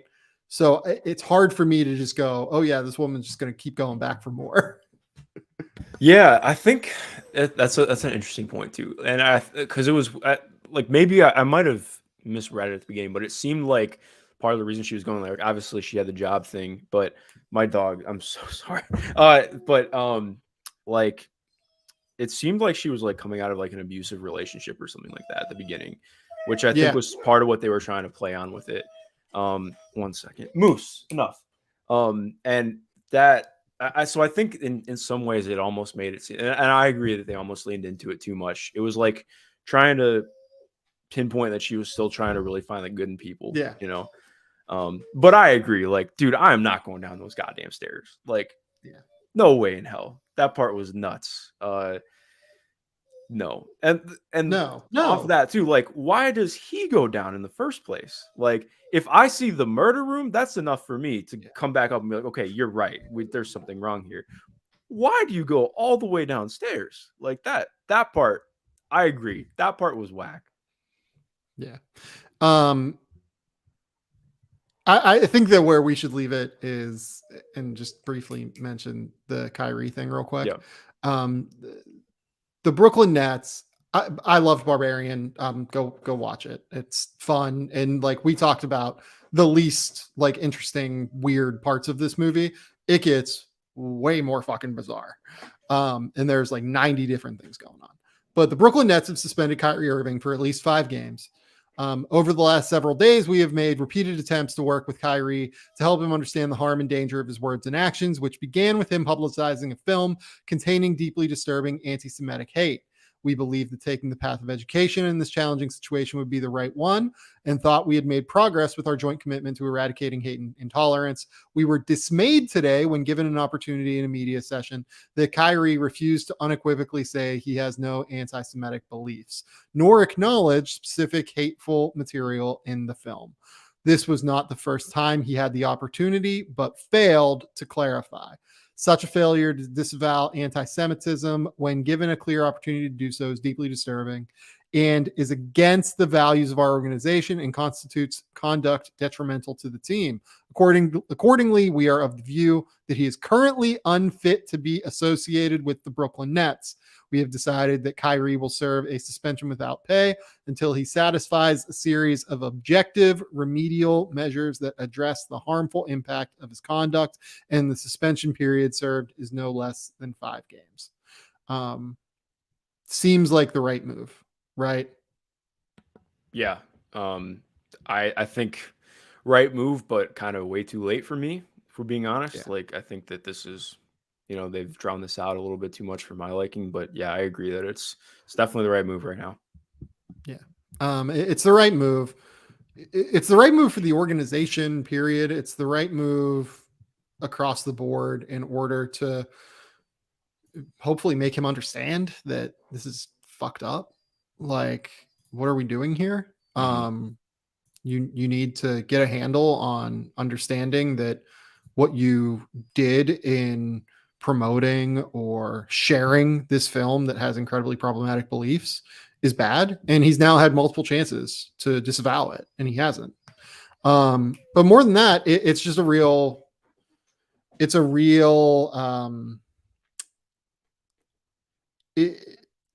he shouldn't be associated with the NBA right now. And that's what this is. He should not be associated with the NBA at this point. And this is the NBA doing a good job, or at least the Brooklyn Nets, of understanding that this person, given the multiple chances he's had at this point, should not be a part of the NBA at this point. Yeah. No, I agree. And I still am kind of, I guess I shouldn't say surprised given how the Silver administration has typically handled things, but Jesus Christ. I am pretty underwhelmed by how the league itself has handled this. Yeah, I agree. It should not have taken this long, is what we will say.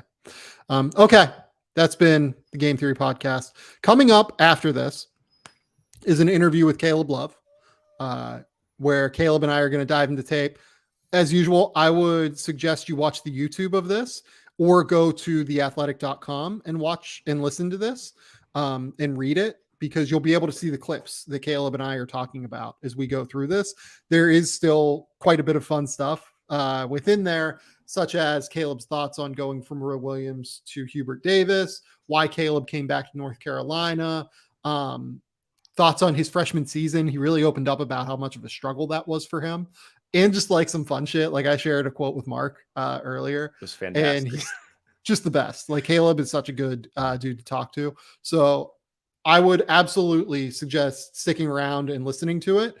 But I would also, more than that, suggest going to the YouTube channel and watching Caleb at Love and I break all of this down. That's Game Theory Podcast with Sam Vecini over on YouTube. Yeah, we'll be back with Mark next week at some point. Hopefully, I mean, it seems like the Kyrie situation won't be over, but we will see. Mark, tell the people where they can find your work. Tell the people what's going on. Well, I do not plan on being suspended by the Brooklyn Nets the next week. So you can find me on Twitter at MG_Schindler. That's the best place to find me if you enjoy my work. I have a Patreon. So go over there, check it out. And most importantly, thanks to Sam as always for having me on and giving me the platform. Yep. Okay. Let's get to that interview with Caleb Love.